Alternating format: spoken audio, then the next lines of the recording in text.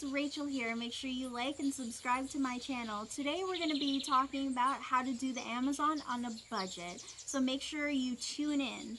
So today we're going to be discussing on how I did the Amazon on a budget, and not everyone is going to be traveling on a budget.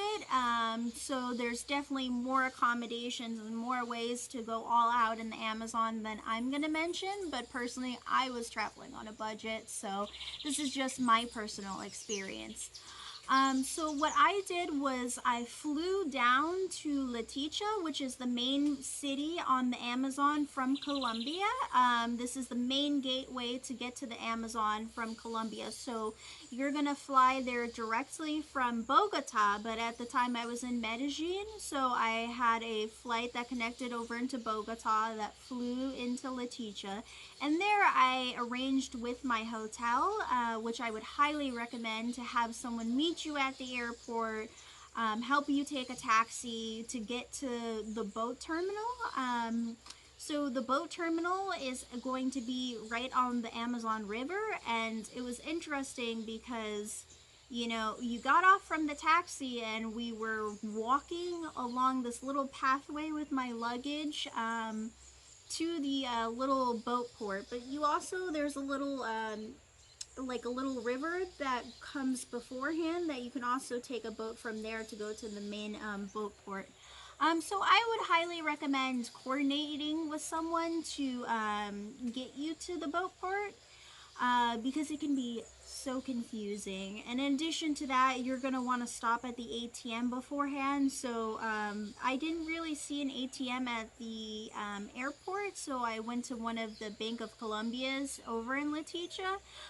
So Leticia is just a little town. I would recommend you're just going to go there to go into transition into another area of the Amazon, because since it is a city, it's not where you're going to see all the nature. You're not going to get the peacefulness. So you kind of just want to go there, for a bit and then head out. So I arrived at the boat port with the woman who was coordinating for me, bought my tickets, got on the boat. The speedboat itself took about an hour and 30 minutes. Um, and yeah, it was a gorgeous view along the river, but it was a headache because I'm still practicing my Spanish. My Spanish is not very good, so when I actually was supposed to arrive at where my hotel was located, I didn't hear them call my name per se. They just said, the port of the little town, and I didn't really understand. So we arrived, and yeah, they didn't call my name. They didn't say anything really where I could understand, like, hey, this is your stop, you need to get off. So I actually missed my stop. So I arrived in the main port, which is a far off town. It's about, I'd say, about an hour and 45 minutes. It's the port of Puerto Naranjo. So when I arrived there, it was like, oh, I don't think I'm in the right spot here. So, I asked the lady, I was like, I think you went past my stop. I didn't really understand. And, there was a little bit of back and forth. Like, oh, you need to pay to go back to your stop and blah, blah, blah. And I'm like, I perfectly understand we're in a foreign country, so it's not their personal responsibility to, make sure everyone knows where they're going or anything. But it is a main form of tourism. So in my eyes, if it's a tourism business, in addition to the locals. So you kind of want to have like a, like, you kind of want to make sure that the people that obviously don't look from here, aren't speaking the language very good, just kind of like give them some guidance, give them some guidance of like, okay, this is where you need to get off. Or not that it's going to be in the same language, but it's just like, okay, get off here, okay. But it's it's up for debate. So that's just my personal experience. You know, I missed my stop. It was about another hour or so waiting at the port. But that's travel, you know, things happen. So you just have to always expect things are not going to run smoothly like you are predicting. Anything could happen. And that's just one of many unprecedented things that happened in Colombia. So eventually I did arrive to the port. Manuel, the owner of the hotel, he did eventually, he met me at the port. He obviously saw that something must have happened, you know, because I didn't arrive. So I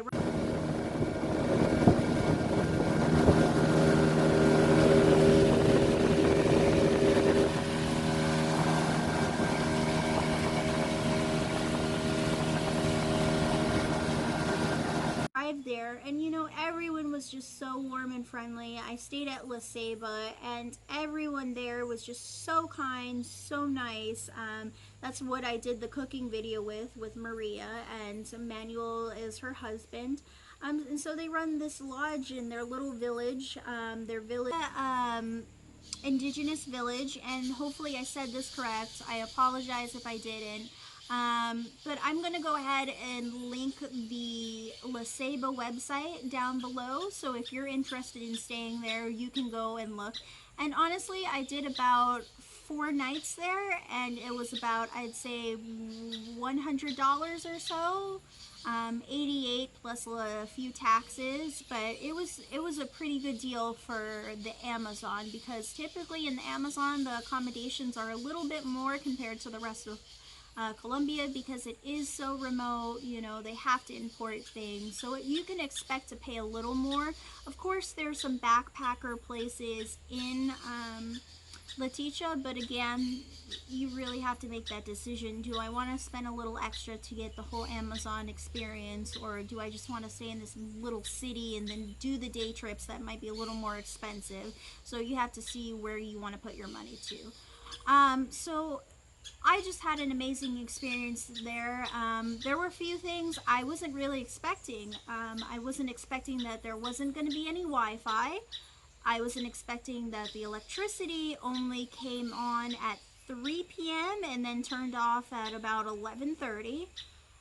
That was new. That was new.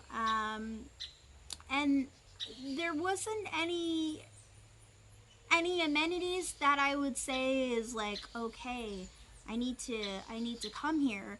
Um, but you know, taking that into consideration, that this is an indigenous village and you're there to see how people live there and to get the feel of the Amazon, and you know, to leave our Western amenities and thoughts and just, you know, our self-absorbedness at bay. Just now get it out of your head that the Amazon is going to be something that you're used to, accommodations you're used to, amenities you're used to.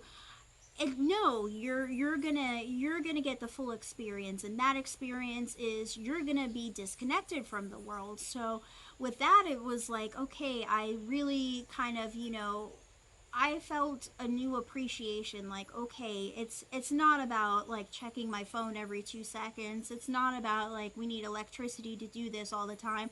It was about observing those elements, observing natures, listening to the birds and the trees, getting to know the people, getting to know the community. So it was a beautiful thing to see, and like you get over the initial shock. But I know some people, some travelers, that wouldn't fly. Like, no Wi-Fi, no electricity, not gonna happen. Then I'm gonna recommend you stay somewhere else. Stay more of in a hotel, not like a Amazon type of lodge. Go somewhere where they have the amenities listed, where you know you can get your Wi-Fi and different things. But if you want a true experience of the Amazon, then go ahead, book a like natural Amazon lodge, because that's, I wasn't expecting it, but I would do it all over again to have that experience, to connect with these people that I grew close to through learning their culture, through learning their food traditions. So it was really great. I felt a little part of the family. So It was really great, and everyone's gonna be super friendly there. You do, in a sense, need to keep your keep your eyes open, observe your surroundings, because this used to be a heavily drug trafficked area in the Amazon, and unfortunately, the locals are the people that suffer, due to the cartels. So when you're in Leticia, when you're in more remote areas, I would definitely recommend you just be aware of your surroundings like anywhere else. But do keep in mind that you are a visitor there, and these people have been affected for years due to the FARC, due to guerrilla activities, due to narco trafficking, and please do not go there trying to, like, oh, where can I get this, where can I get that, trying to solicit drugs or do different type of activities there, because it just doesn't make sense. Like, people have been literally affected, their lives affected by drug trafficking and the violence that comes with it. So don't go there expecting, like, oh, where is this? Where is that? Where can I buy this for cheap? Like, just don't do that, please. This is not Cancun. This is not Las Vegas. So, with that being said, there's so much to enjoy there. I went to the Monkey Park Reserve, and that was quite an experience. So right by the lodge, you take a trail through the village, through the jungle, and oh, also let me remind you, there's no cars there and there's no roads. So you do have to keep that in mind to see what your capabilities are, if you're gonna be walking the different paths, if you're gonna be needing different activities such as maybe going on a boat instead of doing all the walking. But I would just keep that in mind for what your expectations are going to be, to remember that there are no roads there. There are no cars, so you're not going to be going all over the place. You're going to be using a boat or you're going to be walking. So anyway, so I walked down the path towards the monkey reserve, and it was just really special because the guide, he would point out the different plants, he would point out the different medical uses of the plants, and different poisonous plants, and then different type of animals, and then he would review with me the different type of species they have there. And when we arrived at the sanctuary, it was really amazing because you would just see all these different animals and the monkeys, and the dog was playing with the monkeys, which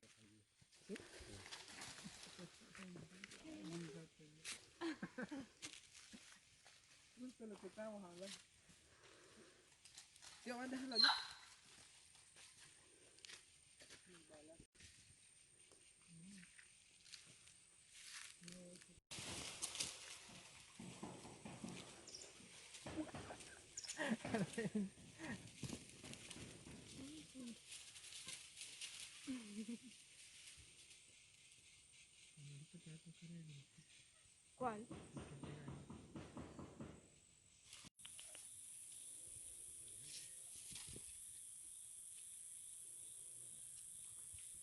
Koba.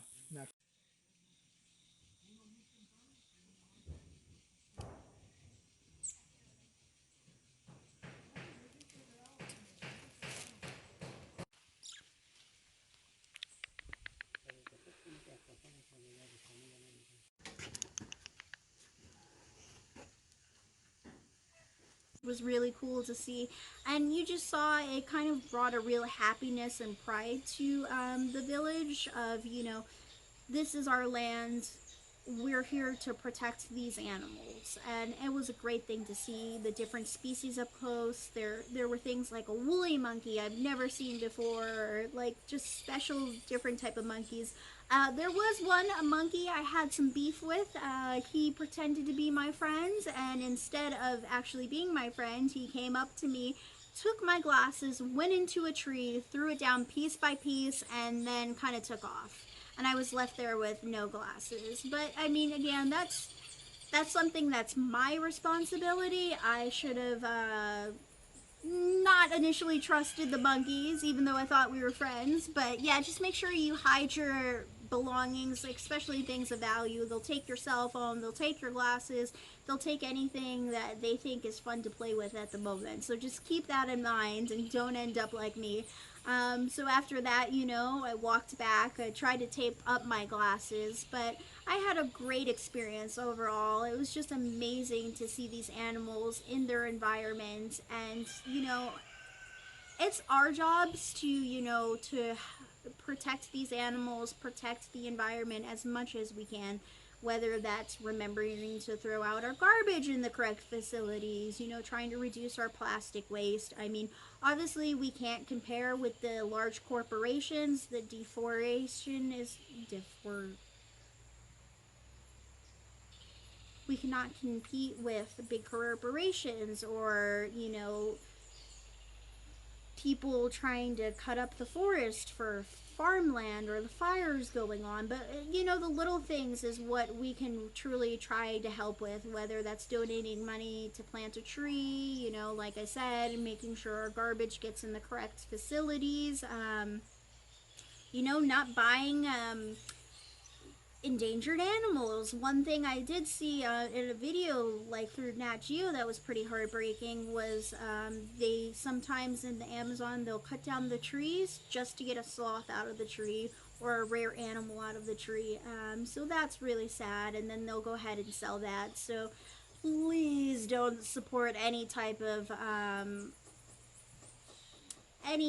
zoos, or any type of so please don't support that type of. So, no. So that was really sad to see. Initially, just to tell you, I was going to go to what they call the Monkey Island. I thought it was, just a normal tourist area. You go and you're supporting the local monkeys. But come to find out, Manuel and Maria, they told me, that's a typical tourist attraction where their interests are not in actually helping the monkeys. It's more about making money. So it's not the best facility, or things for the monkey, such as they're having their best interest in mind. So I wouldn't recommend the Monkey Island personally. Go to a more local sanctuary. I can leave a link down below to the sanctuary that I went to. In addition to that, on the Peru side, they also offer a tour over to the Peru side that does have a local monkey sanctuary, and they work to make sure their research goes to helping the monkeys. So that was really cool. The next day, I did a dolphin tour. So for the dolphin tour, it's not like you're going out there in the ocean and you're seeing all these dolphins, or you're petting the dolphins at one of these like SeaWorld type of things. It was more so you take the local river boat and you try to keep your distance from the dolphins, but you observe them, and it's amazing to see. Like, of everything I've seen in my life, seeing pink dolphins for the first time was just phenomenal. It was something I couldn't even imagine.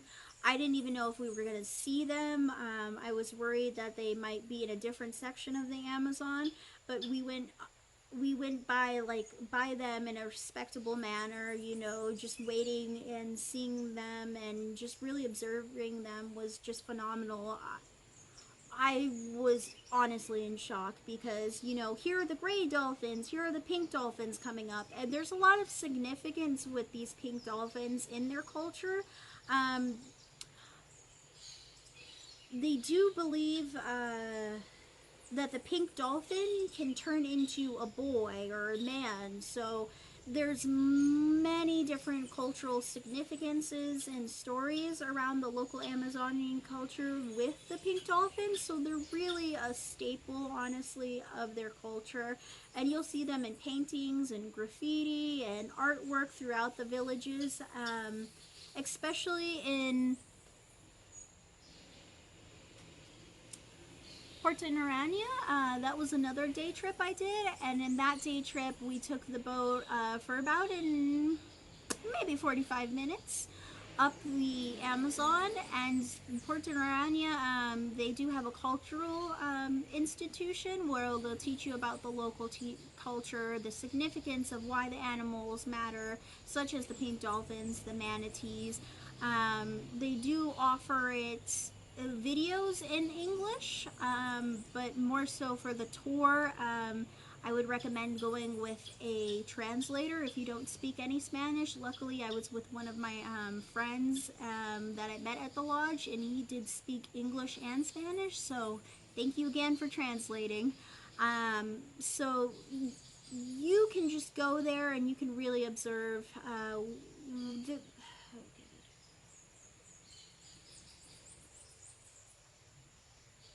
So after we went to the cultural center, we went and had lunch, walked around the town. They do have a really cool observatory tower that takes you up quite a few flights of stairs, and you can look around the whole village, the Amazon. It was really cool to see. And again, this town doesn't have cars, so it's very calm. You're not worried about all this car traffic or, a lot of pollution, because they also do take a lot of pride in recycling and cleaning up their trash. They only have I believe, two cars, which is for the trash and recycling, and then I believe a little fire truck. So after that, looking at the tower, observing the views, we went to another little museum about the indigenous culture, and we looked at the different artifacts they had there. It was really amazing to see everything from, the typical bowls, or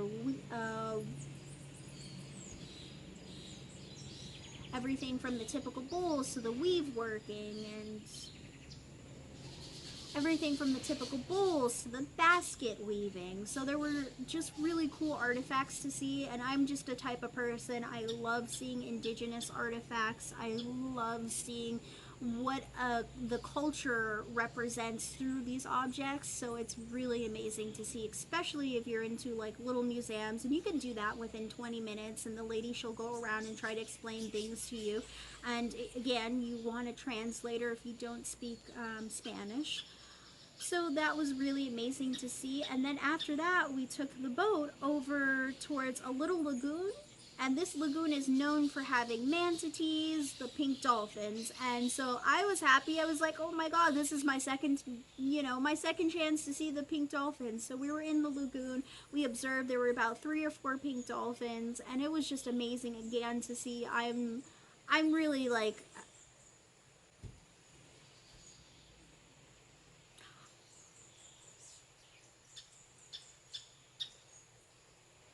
the pink dolphins were just amazing creatures, and we didn't see any manatees, but that's pretty typical. They're a little harder to see. And when you think of dolphins, you think of them jumping completely out of water. I mean, the pink dolphins, they jump a bit up, but since they're a lot heavier, they don't go as high as some of the gray dolphins or the smaller dolphins.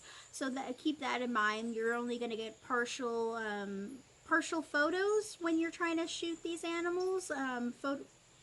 You're only going to get partial photos when you're trying to photo shoot these. So keep this in mind when you're trying to shoot the animals. You're not going to get a full, complete in the air shot. So just keep that in mind. And then we went back to the lodge. And the best part of the lodge, I'd have to say, the overall experience was just hanging out, hanging in the hammocks. They had a little view deck where you could definitely view the Amazon, the sunset. But please, please, please, please bring your bug spray. The mosquitoes, the mosquitoes. I live in Costa Rica, and I've never observed mosquitoes like this. Like, they were biting me nonstop. They were these little tiny mosquitoes, and I was boo-boo the fool with not bringing bug spray. Like, I completely forgot. But thankfully they have mosquito nets, but you're trying to eat dinner, and you're being bit left and right. So please bring bug spray. If I can say anything else, is just please bring the bug spray to the Amazon. You need it. So that was that. So after my final night there, we prepared to get the boat. We were ready early. We went to the little boat stop early. Manuel and Maria contacted the boat in advance, so we were ready to go. But the boat had other ideas. The boat we saw pulled into another dock, which wasn't the correct dock for the village, and then we just saw it take off, and everyone's like screaming, oh my god, stop, stop, stop. But obviously the boat kept going, and then Manuel jumped on the phone, you know, calling the port, like, what are you guys doing? You just passed us, you know. And we were like, okay, well, we're obviously going to miss our flight. But, you know, we hopped in a little boat, told them to wait up at a nearby port. And when I tell you wait, I mean, they had to wait 25 minutes or so, because we're in this little tiny boat and they're in this huge speedboat. So we pulled off in that boat trying to rush over there, because we were like, if they take off again, you know, there's not another boat for quite a few hours to take us to our airport. So yeah, we would have been in a hot mess. So thankfully they waited, we got on the boat. But this is what I'm saying, like, there's a bunch of hiccups in travel. Nothing goes as planned as much as you try to plan. We had the boat scheduled, they just did something else, did their own direction. So that's pretty typical, actually. Yeah, I don't know.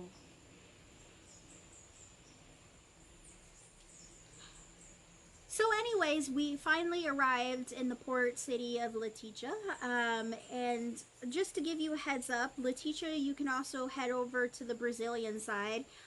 You don't need a visa for quite a few miles, but if you're trying to go further into the Brazilian side or up the river, then you do need to get a little visa, get your passport stamped, make sure you do that. The Peruvian side, again, you can go a bit into there without having to worry.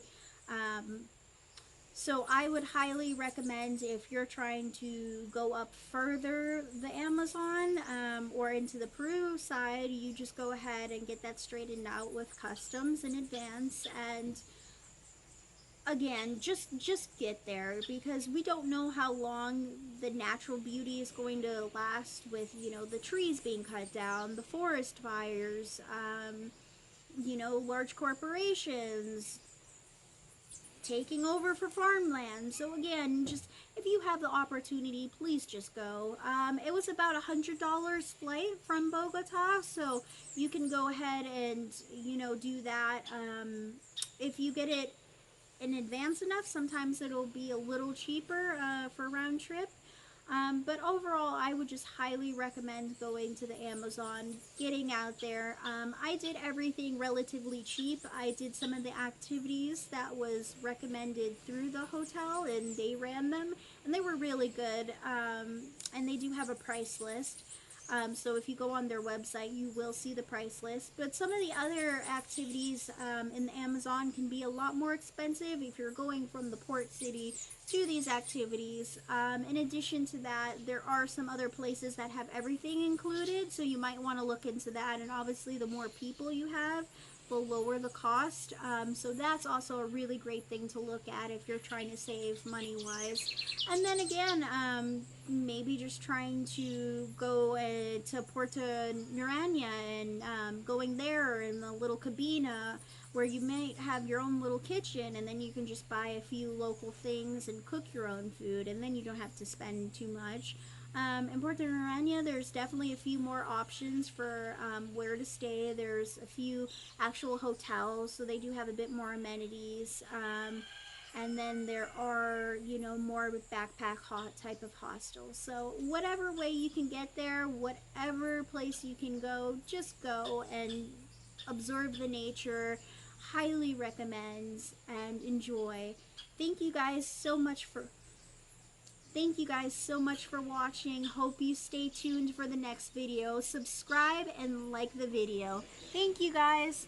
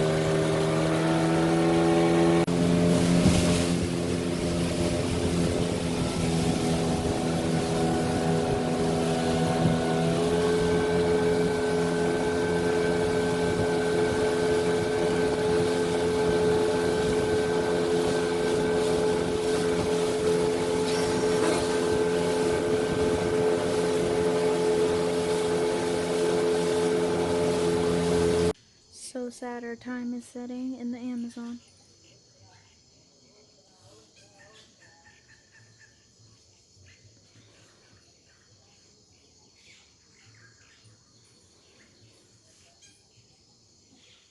I won't miss the mosquitoes though. And our time is setting in the Amazon. So sad to leave.